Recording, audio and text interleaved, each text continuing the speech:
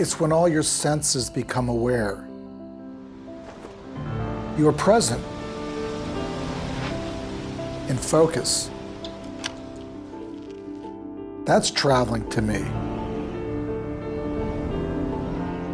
It's an urgent need to go and observe this world that we all share.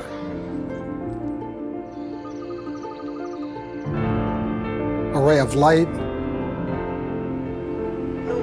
a pair of eyes that tell a story, an instant of perfection. Images printing on your soul. This is authentic beauty. It's all out there, and trust me, there's always room for discovery.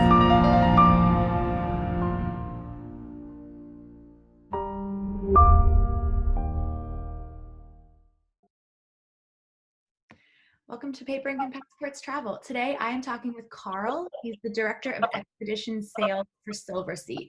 Karl, thank you so much for coming on and talking with me today. My pleasure. Thanks for having me. So Silversea, we know, is a cruise line. You do global destinations, but you have this subset of expedition travel as well. What can you tell us about Silversea and the expedition side? About 26 years ago, in 1994, Silversea was created because it was believed at the time that there was no real luxury cruise line out there. So Silversea became the first small ship ultra luxury cruise line. And by small ship, I mean not only in terms of guest capacity, but also in terms of the physical size of the vessels, their shallow draft. And that's what's become our hallmark, or has become the hallmark of the brand, is the size of the vessels, again, both in terms of the guest capacity, but the physical size, and what that allows us to do. And what it is to be able to get into places that most people just can't get into. A really simple example is St. Petersburg. A lot of people want to go to Northern Europe and they want to go to St. Petersburg.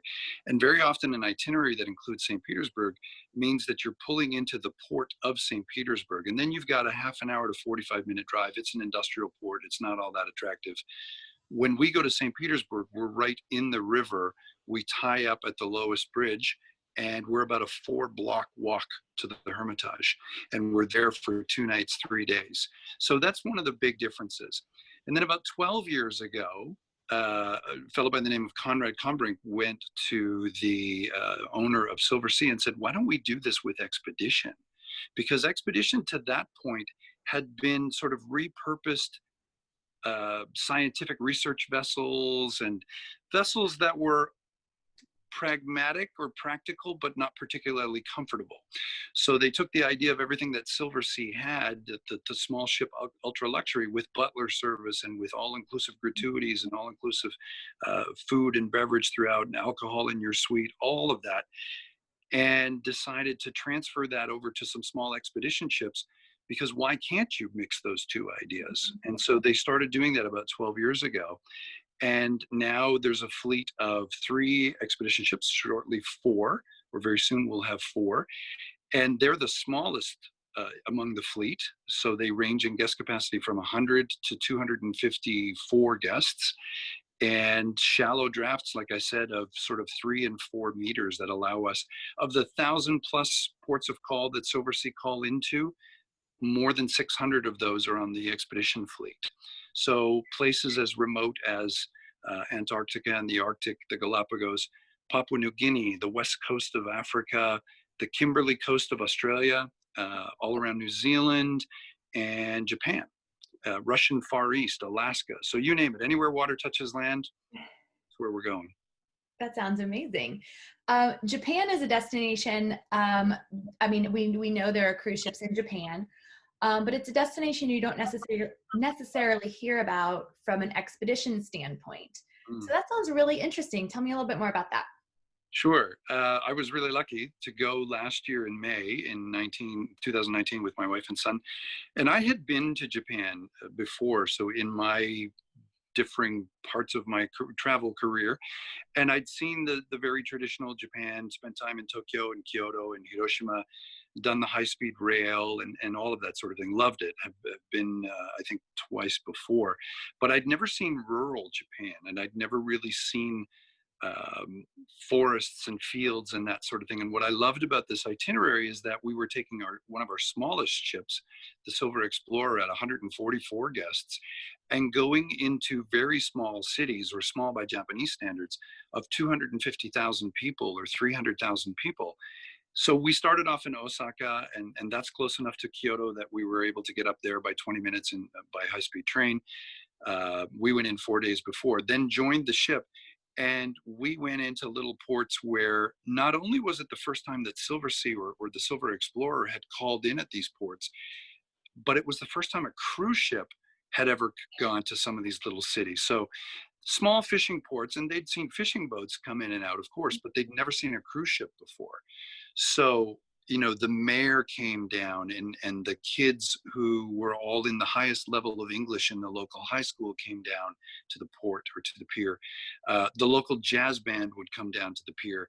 And then whatever the town was known for, if it was a citrus growing area, they would come down. And as we disembarked the ship, we'd all get a little gift to keep, some little handicraft that they had made.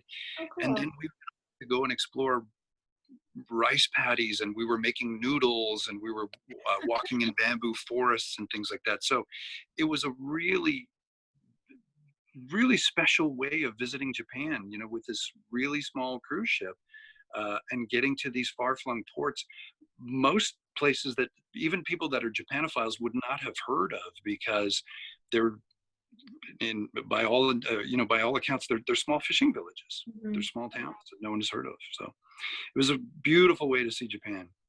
It sounds like it. I mean, the hallmark of expedition travel, you know, it's about the destination. It's not necessarily about the ship. It is about exploring and getting into unknown places. But you know, you have mentioned this. The Silversea ships don't lack any creature comforts. You said butler service, a premium wine list, premium liquors. What's it like to be on a Silversea Expedition ship?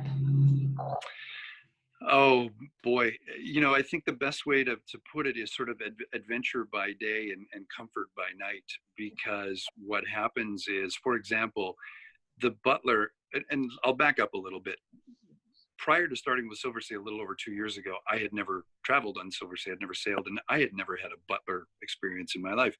And about 2 weeks prior to going to the Galapagos, I could tell my wife was a little bit nervous and a little bit anxious about something. I said, "Are you not looking forward to this?" And she said, "I am, but I'm a little freaked out by the whole butler thing." And I said, "All I can tell you is what my colleagues have told me, which is they're constantly behind the scenes. They're not in your face, but they're doing things that you wouldn't even expect them to do." So we get to the Galapagos, and on the very first day, we went snorkeling and swimming in the morning. And our son was 5 at the time. So we're back on the ship around 11:30. And if you have any inkling of what it's like to travel with small kids, you know that you've got to feed them lunch. You have about a 1 hour window in which to feed them lunch. And if you miss the window, you've lost the rest of your day, depending on the kid. But anyway, so we took off all our wet gear, threw it in the shower, took off, and went to lunch. And immediately after lunch, there was a lecture, which we didn't want to miss. So we saw the lecture. That ended around 2. And then the expedition leader said, "So in about a half an hour, we're going to head back out. And there's another opportunity to go swimming and snorkeling and hiking and kayaking and all of these great things." So we thought, oh boy, here we go. Now we've got to put a wet bathing suit onto the 5-year-old, and ours as well. And whatever, let's go figure that out. So we head back to the suite. The butler has taken all of the wet gear, dried it, folded it, and it's laying on the bed waiting for us. Wow. So that's just an example of the sorts of things. So to your original question, what's it like? You know, in Japan, for example, by day 2, the butler knew that I liked a cold beer and my wife likes a gin and tonic. So we'd go to our afternoon excursion and we'd come back. And as they're bringing us back to the ship, they're radioing ahead to the head of food and beverage, to the head of the hotel department, who in turn is spreading the message around to the butlers. Hey, the folks in suite 321 and 405 and 603 are heading back right now. And then those butlers, those respective butlers, know that those guests are about to come back. They've got a 5-minute warning. They go mix a drink for you. and you walk into your suite, you're maybe a little bit hot, a little bit sweaty, a little bit tired, and there's your cold beer and your cold gin and tonic sitting there waiting for you. Wow. So just to give you an idea, it's that sort of thing. Like I said, it's not intrusive. They're not in your face. They're just doing things behind the scenes, and I think saving you time and saving you effort, because not only are we spending our money to go on these voyages, but we're spending our precious time. And if there's, over the course of a voyage, if a butler has saved you 2 hours of time doing laundry, stocking your bar, mixing your drinks, that sort of thing, that's 2 hours that you don't have to do those things, and it's 2 hours you have to enjoy yourself even more and out on deck looking at the scenery or hanging out with new friends at the bar or whatever it might be. So it's that sort of thing. Okay. Does every cabin has its own butler? But I assume a butler has 4 cabins or 5 cabins. Right. It depends on the cabin category. So if you're in the owner's suite, if you're in the top tier, the very top tier of the first 2 or 3 categories, yes, they have a dedicated butler per suite. As you move down a little bit, then each butler would probably be responsible for between 4 and 6 suites. But on the expedition ships, we're off the ship most of the time. If I think about the Galapagos as an example, or back to this Japan voyage, we were off in the morning, often back to the ship for lunch, but not always. You could choose to stay there, stay in town and go to a restaurant if you wanted to, and then back out for another excursion in the afternoon. So you're not there that much. So the butlers aren't that taxed when you are off the ship. Now, when everyone comes back and it's time to have their cocktail before dinner, or towards the end of the voyage and everyone's packing and that sort of thing, yeah, they're hustling. They're hustling. Okay. Do any of them want to come to my house for the next couple of weeks while you're not sailing? That was the first thing that happened. Remember, I mentioned my wife's concerns about the butler and how do we behave around the butler. And that's about day 3 into the Galapagos trip, she said, I want to take him home. The shoes are all buffed, and in the Galapagos, for example, we're walking around in Tevas and water shoes and that sort of thing. I came home with my Tevas cleaner than I went to the Galapagos with. Okay. Yeah, they're cleaning they're doing everything. They'll unpack for you. They'll pack for you. They'll do as much or as little as you want. Okay. Yeah. So they're not your cabin steward. They're not cleaning your cabin. No, there's a separate cabin steward. Okay. So the cabin steward is cleaning your suite, is changing the linens, is turning down the bed at night, the chocolate on the pillow, all those sorts of things. The butler is typically there when you call them and ask for something, whether that's room service or restocking your bar or mixing your drink as you're coming back from an excursion, that sort of thing. Okay. Wow, that sounds very nice. It's lovely. Yeah. Just to give you an idea, so we were in Japan in May, and the temperatures were probably, in the 70s. It was very, very nice, sort of mid-spring. And you come back from being out for a couple hours, and you're a little, not hot and sweaty, but you feel a little bit like you've been out hiking around a bit. And you board the ship, and they greet you with a cocktail and a cool towel. Okay. And you sort of wipe down with the cool towel, and you have your cocktail and head back to your suite. So it's very, very comfortable. It's like I said, it's this perfect marriage of the ideas of expedition travel, where you're getting off of the ship, all of your excursions are included. You're going to these great destinations that would be tough to get to on your own, and having these experiences that would be hard to coordinate on your own. And then you go back to the luxury of the ship. The comforts of the ship and everything included. You've paid for it already. You're never reaching into your pocket, so it's phenomenal. Yeah.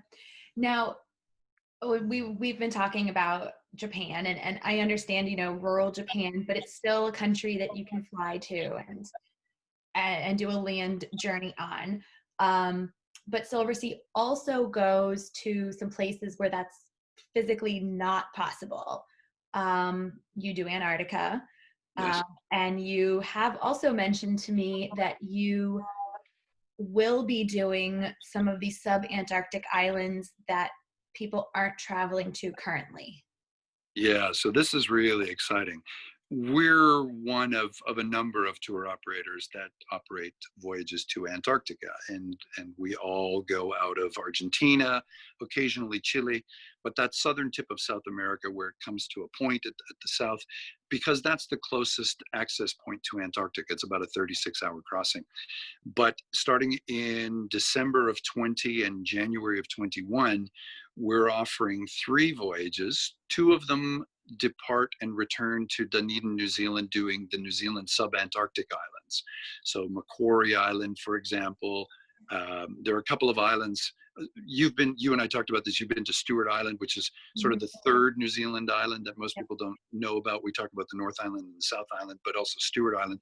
But you go further south and you get quite deep into the South Pacific there, and you get into the New Zealand and some of the Australian subantarctic islands. And these are phenomenal for birders and wildlife lovers and nature lovers, because you get endemic species of birds on some of these islands. You will not find them anywhere else in the world. So we're doing 2 voyages that take in the New Zealand subantarctics, and then a third that does the New Zealand subantarctics and Antarctica from that side. So as opposed to Antarctica from the South American side, if you will, from the Australia-New Zealand side. So we're going to the Ross Sea and going to that part of Antarctica. So sort of the other side of Antarctica from where the vast majority of these Antarctic voyages go. So yeah, it's always fun. And, you know, the folks that put these together, they're always coming up with incredible things. Last summer, so 19, we operated a 25-day voyage from Alaska to Norway over the top of Russia. So the Northeast Passage. Yeah. Summer of 20, we are scheduled to, whether it happens or not, I'm not sure, but we're also scheduled to do it in 21, a Northwest Passage. So going from Greenland over the top of Canada all the way to Alaska. Okay. So they're always coming up with something new and exciting. And I joke with travel advisors, but also when I do this for the public, you know, if you're the sort of person that says, I've been there, I've done that, let's sit down with one of our brochures, or let's take a look at our website, because I'm pretty sure that on the expedition side of things, we'll find something to someplace that you haven't been. Another really interesting example is every year, a lot of the cruise lines will announce a world cruise. Last year, we announced an expedition world cruise. That's So 100, for that. you familiar with it? Yeah, it's 167 days from Antarctica to the Arctic via the Pacific, the Indian Ocean, and the Med. So 167 days just doing pure expedition the whole time. Yeah.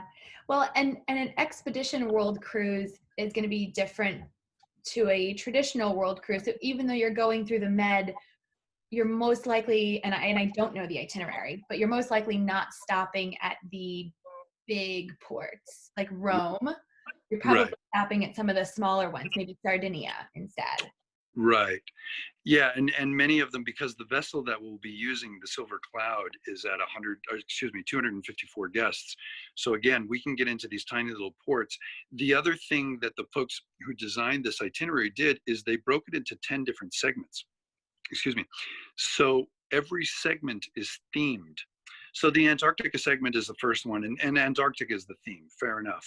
Mm-hmm. But then as we cross the Pacific, moving from South America towards French Polynesia, for example, in Fiji, and then on to Papua New Guinea and Australia, I looked at one of the segments because I used to operate a dive lodge in Fiji, and I've spent a fair bit of time in that part of the world. And I looked at it and I thought, what could the segment be between Tahiti and Fiji, from Papeete to Lautoka?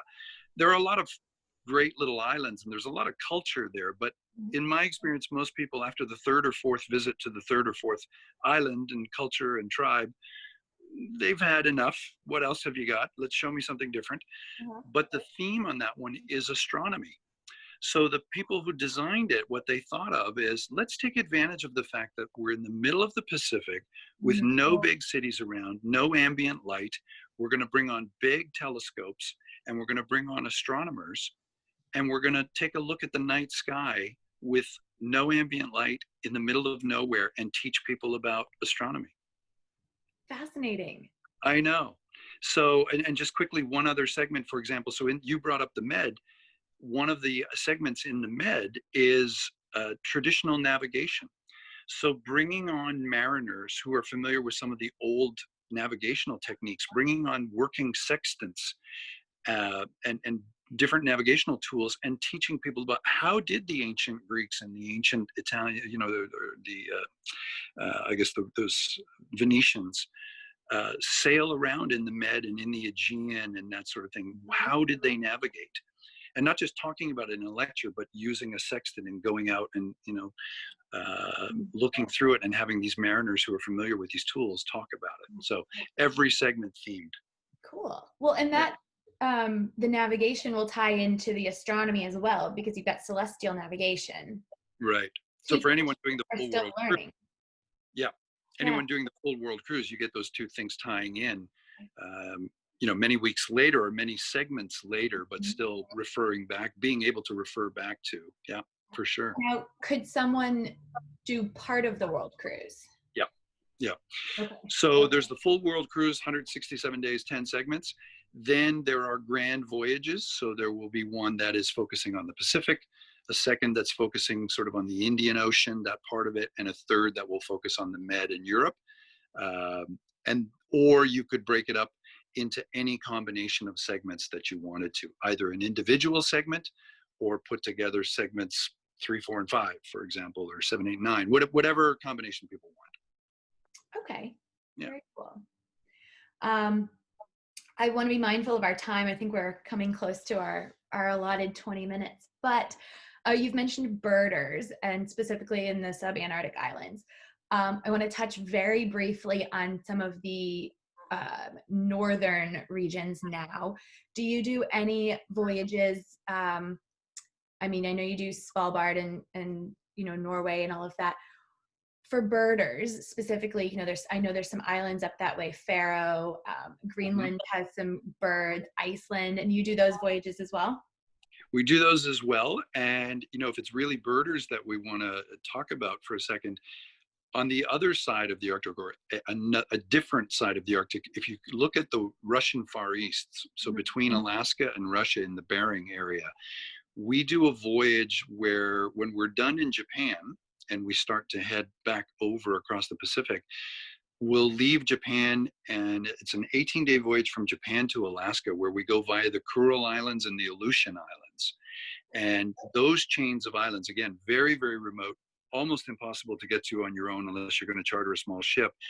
And endemic species of birders. I'm trying to remember the name of this film, The Good Year, I think, and it follows some real hardcore birders, or twitchers as they call them in the UK.